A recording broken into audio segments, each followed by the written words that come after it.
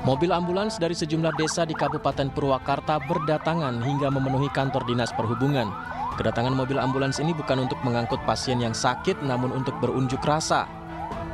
Aksi ini dipicu beredarnya pesan suara di media sosial yang diduga berasal dari Kadishub Purwakarta Iwan Suroso yang meminta agar pengawalan ambulans desa oleh relawan saat di jalan ditiadakan.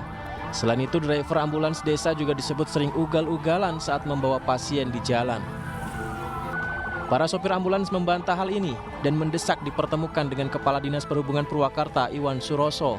Mereka justru mempertanyakan kinerja Dishub yang seakan tutup mata dengan kesulitan para driver saat menembus kemacetan dengan membawa pasien. Makanya seperti masyarakat pun mendengar seperti ini, kok dia ngawal pejabat aja, kami ini mau lewat susah sampai harus minggir dulu. Ini kita bawa masyarakat atau warga yang sakit, kok dipermasalahkan? Aksi ratusan sopir ini sempat membuat arus lalu lintas di Jalan Raya Arteri Jakarta-Bandung, tepatnya depan kantor Dishub Purwakarta macet. Unjuk rasa berakhir karena kepala dinas tidak ada di tempat. Unjuk rasa akan kembali digelar Senin depan untuk menuntut pertanggungjawaban Kepala Dishub Purwakarta.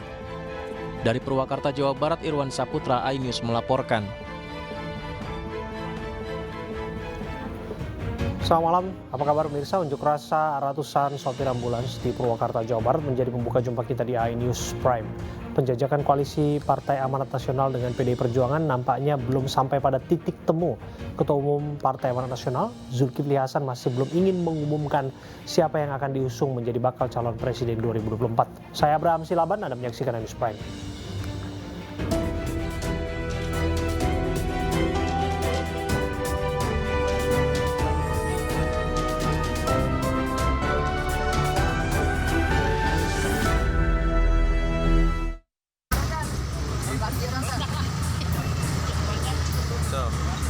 Gede banget. Beginilah kondisi minibus yang terbakar di Jalan Raya Bogor, Kecamatan Ciracas, Jakarta Timur, Jumat siang. Api awalnya hanya membakar bagian depan mobil dan pemilik kendaraan sempat mencoba memadamkan api menggunakan alat pemadam api ringan. Namun api semakin membesar dan membakar seluruh bagian minibus tersebut hingga sempat terjadi ledakan dari dalam mobil yang terbakar.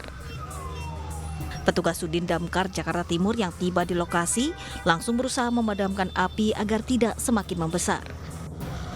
Kebakaran diduga berasal dari korsleting listrik pada bagian mesin. Beruntung, 2 orang yang berada di dalam minibus berhasil menyelamatkan diri. Menurut korban, kronologinya ketika dia jalan keluar asap tebal tuh, terus dia langsung menepi. Ketika menepi, api langsung membesar. Asapnya diduga dari mana, Bang? Dari kap depan. Dari kap depan mesin. Oke, itu. Api akhirnya berhasil dipadamkan dengan menurunkan sedikitnya 2 unit mobil pemadam kebakaran. Tidak ada korban jiwa dalam kebakaran ini, namun kemacetan panjang sempat terjadi dari arah Cibubur menuju Pasar Rebo dan sebaliknya.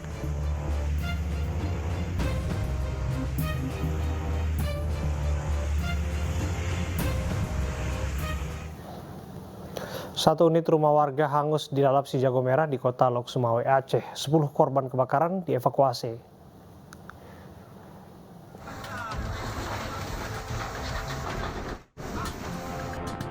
Kobaran api membakar satu unit rumah di Gang Satria, kota Lok Sumawe, Aceh. Warga bersama tim pemadam kebakaran TNI Polri, Tim SAR, dan PMI Kota Lok Sumawe mencoba memadamkan kobaran api. Petugas terpaksa mendobrak pintu dan bagian atap rumah untuk padamkan api yang mulai merembet ke rumah warga lainnya. 4 mobil pemadam kebakaran dikerahkan untuk padamkan api. Saat ini diduga kebakaran akibat konsleting listrik.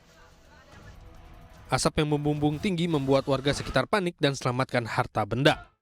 Habis sholat asar kita ketiduran, Terus? tiba kok udah rame-rame orang di depan, kita keluar gitu kan, udah habis di belakangan. Yang rumah belakang habis, Bu, ya? Iya. Rumah Ibu gimana di belakangnya? Iya.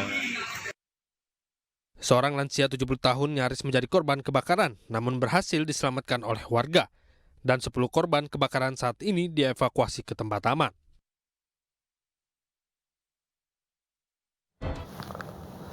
Diduga akibat korsleting listrik, rumah warga di Kabupaten Maros, Sulawesi Selatan hangus terbakar. Akibatnya, seorang pemilik rumah mengalami luka bakar setelah berupaya mengeluarkan sepeda motornya. Woi, kebakaran. Pemadam dulu, telepon pemadam. Rumah panggung warga di kawasan Tarowada, Kecamatan Turikale, Kabupaten Maros, Sulawesi Selatan ludes terbakar. Besarnya kobaran api membuat warga sekitar panik dan berupaya memadamkan api dengan alat seadanya. Banyaknya material mudah terbakar seperti puluhan karung berisi gabah membuat api dengan cepat membesar. Api baru bisa dipadamkan setelah 4 unit mobil damkar dikerahkan ke lokasi. Diduga kebakaran terjadi akibat korsleting listrik. Alhamdulillah cuma kesulitannya ini yang kita bobol. Akses ya, Pak? Akses yang masuk ke sini kita bobol semua pagar. Alhamdulillah selesai itu kita laksanakan tugas. Berapa menit proses pemadamnya tadi akhirnya padam itu? Kira-kira ada 1 jam. Akibat peristiwa ini, pemilik rumah bernama Hasan, laki-laki 60 tahun, mengalami sejumlah luka bakar setelah berupaya mengeluarkan sepeda motor yang terparkir di bawah rumah panggung tersebut. Cuma sana kena api ini. Oh, kenapa dikena api tadi, Pak? Itu nggak ada motor anak-anak kasih keluar. Sudah besar api. Oh, ada satu motor di dalam ya, Pak? Ya, ada motor. Kini rumah panggung yang biasa digunakan sebagai tempat belajar mengaji bagi anak-anak ini hanya menyisakan rangka bangunan. Sementara itu, pihak kepolisian sektor Turikale masih menyelidiki penyebab pasti kebakaran tersebut. Kita beralih ke informasi lainnya, 2 orang pembuat ekstasi bagian jaringan narkoba internasional ditangkap di Semarang. Keduanya menggunakan rumah kontrakan sebagai rumah pembuatan ekstasi.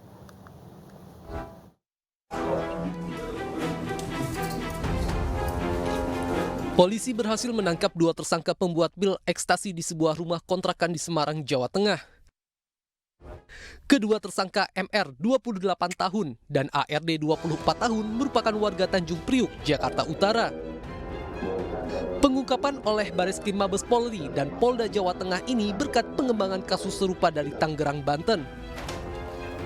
Salah satu tersangka ditangkap di masjid di sekitar lokasi dan 1 tersangka lain ditangkap di rumah kontrakan tersebut. Kedua tersangka datang ke Semarang bertemu seseorang yang kini menjadi buron. Kemudian oleh orang tersebut, kedua tersangka diberikan kunci rumah kontrakan untuk tinggal dan membuat ekstasi di rumah itu. Setelah tiba di rumah ini, 3 hari berikutnya menerima sebuah kiriman paket, kemudian dibuka oleh 2 orang ini tadi. Setelah dibuka berisi alat press, alat cetak, kemudian menghubungi kepada seseorang yang pada saat itu bertemu di Sipatima. Seorang aktor ini tadilah yang memberikan instruksi ataupun petunjuk-petunjuk cara mengoperasionalkan alat press ini tadi.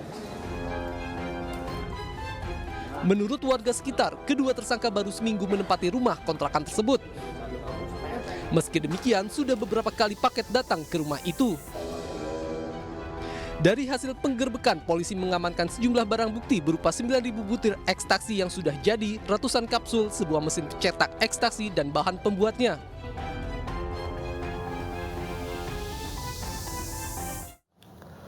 Sementara itu, tim gabungan Direktorat Narkoba Bareskrim Polri, Polda Banten, dan Bea Cukai juga mengungkap pabrik pembuatan pil ekstasi di Tangerang, Banten.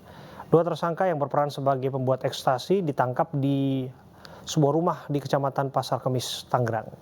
Dari keterangan tersangka, mereka baru 2 hari beroperasi dan sudah menghasilkan 50.000 butir ekstasi. Sejumlah barang bukti diamankan, diantaranya mesin pencetak ekstasi, bahan-bahan pendukung pembuatan ekstasi, dan alat elektronik. Kedua pabrik ekstasi merupakan jaringan yang sama dengan penangkapan di Semarang. Mendapatkan informasi tentang masuknya alat-alat produksi sejenis tablet, dan ini kita dalami, kemudian kita sampaikan kepada rekan-rekan di Bareskrim dan dilakukan analisis secara bersama. Kemudian belakangan kami juga dapat informasi dari Bareskrim bahwa akan masuk bahan-bahan untuk pembuatan tablet tersebut, dan ini kami diskusikan dan juga dilakukan analisis bersama-sama dengan rekan-rekan dari Bareskrim untuk dilakukan penindakan.